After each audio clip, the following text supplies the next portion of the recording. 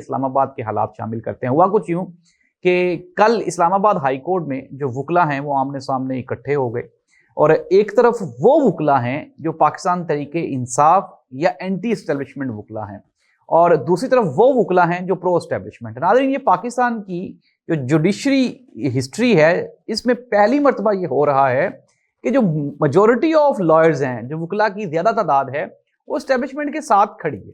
और Islamabad high court का जो सदर है वाजिद गिलानी, उसने जितने भी एंटी एस्टेब्लिशमेंट वकला हैं उन सब पे एक FIR करवा दी है दहशतगर्दी की। और इसमें जो इस्लामाबाद हाई कोर्ट के चीफ जस्टिस सरफराज डोगर साहब हैं, उनकी मुशावरत भी शामिल है। आप जरा ये नाम सुने, आपको अंदाजा हो जाएगा कि हो क्या रहा है।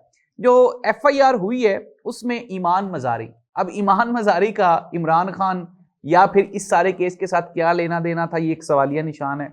ईमान मजारी का जो शोहर है हादी चट्टा, वो भी इसमें शामिल है।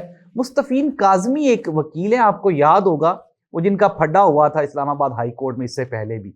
अच्छा, वो इसके अलावा नईम हैदर पंजोता, सलमान सफदर, ये वो वकला हैं जो एंटी एस्टेब्लिशमेंट कंसीडर होते हैं, और इनमें से कुछ वकला ऐसे भी हैं जो इमरान खान के केसेस को देख रहे हैं।